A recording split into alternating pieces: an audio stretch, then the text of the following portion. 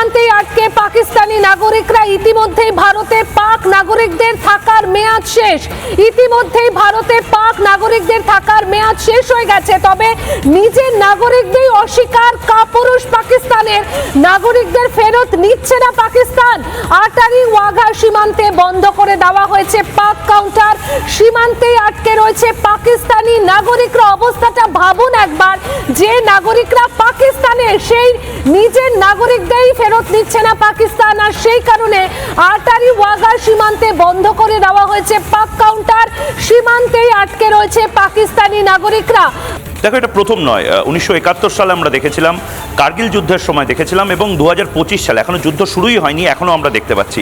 এই মুহূর্তে পাকিস্তান সেনা বা পাকিস্তান সরকার যে কাজটা করছে, এটাই বলে না, এটাই এদের অভ্যেস, এটাই এদের নিয়ত।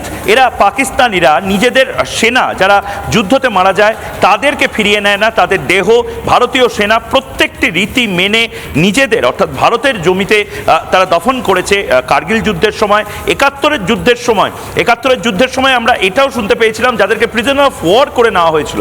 90,000 পাকিস্তানি সেনা যাদেরকে আত্মসমর্পণ করতে বাধ্য করেছিল ভারতীয় সেনা, তাদেরকে পাকিস্তান বলেছিল তোমরা যা ইচ্ছা করতে পারো, গুলি মেরে দাও, যা ইচ্ছা করো।